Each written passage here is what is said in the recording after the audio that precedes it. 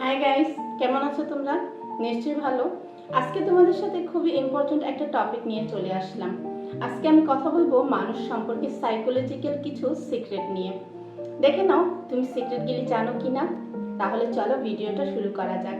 তার আগে তুমি যদি আমার চ্যানেলে নতুন হয়ে থাকো, চ্যানেলটি সাবস্ক্রাইব করে পাশে থাকা বেল আইকনটা বাজিয়ে দিতে একদমই ভুলবে না যেন। যদি একজন ব্যক্তি খুব বেশি ঘুমায় তবে তারা অসুখী। কোনো ব্যক্তি যদি অযৌক্তিক কিছুতে অনেক বেশি হাসে তবে সে ভিতরে একাকী বোধ করে।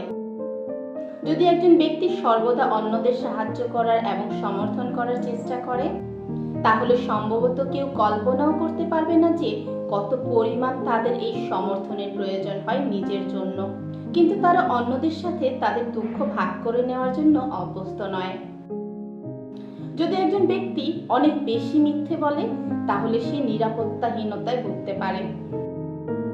যদি একজন ব্যক্তি ক্রমাগতভাবে উঠে দাঁড়ানোর চেষ্টা করে তবে সম্ভবত তারা অতীতে নিজেকে যথেষ্ট ভালোবাসেনি বা পর্যাপ্ত মনোযোগ দেয়নি।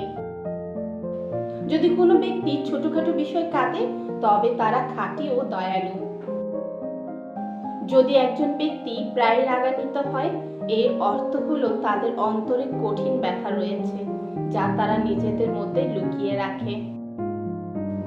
যদি কোনো ব্যক্তি অল্প কথা বলে যখন একটি মানুষের দলের ভেতরে থাকে তারা সম্ভবত মানসিকভাবে শক্তিশালী হয়।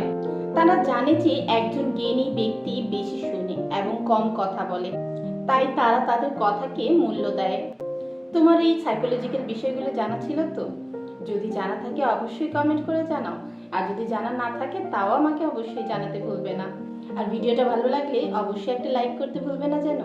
ভিডিওটা দেখার জন্য অসংখ্য